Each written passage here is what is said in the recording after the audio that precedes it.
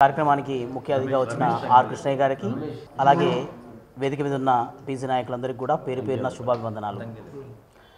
మీరు చూస్తే మిత్రులారా, కేంద్ర ప్రభుత్వ బడ్జెట్లో ప్రకటించిన దాని ప్రకారం భారతదేశ బడ్జెట్లో 48 లక్షల కోట్ల బడ్జెట్లో బీసీలకు మెజారిటీ భాగంగా ఉన్న బీసీలకు 2300 కోట్లు కేటాయించారు.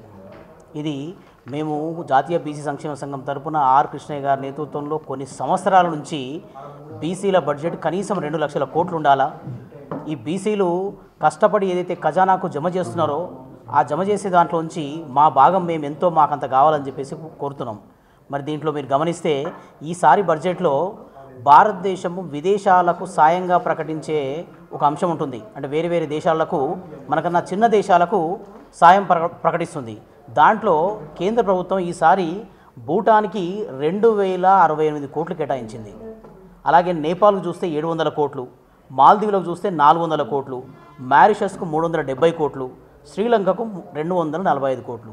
ఈ మొత్తం ఎంత అయిందా అంటే అన్ని దేశాలకు కలిపి భారతదేశ బడ్జెట్లో మనం కష్టపడి, బీసీలు కష్టపడి, మనం కష్టపడి సంపాదించిన దాంట్లోంచి కడుతున్న పన్నులోంచి ఈ విదేశాలకు వీళ్ళు కేటాయించింది 3783 కోట్లు.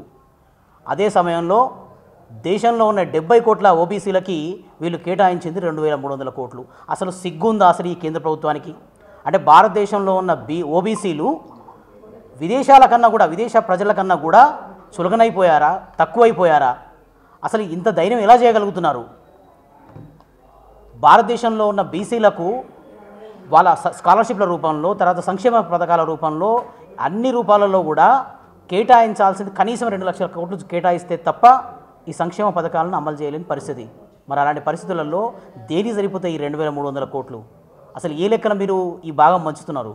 కాబట్టి మిత్రులారా, వీటన్నిటి మీద బడ్జెట్లో పోరాటానికి, మనకు జరుగుతున్న అన్యాయాలపైన, చట్టసభల్లో రిజర్వేషన్ల సాధనకై, అట్లాగే కేంద్ర ప్రభుత్వంలో మంత్రిత్వ శాఖను సాధించడం కోసం వచ్చే నెల ఆర్ కృష్ణన్న గారి నేతృత్వంలో ఆగస్టు 6 తారీఖున చలో ఢిల్లీ కార్యక్రమాన్ని రూపొందించాం.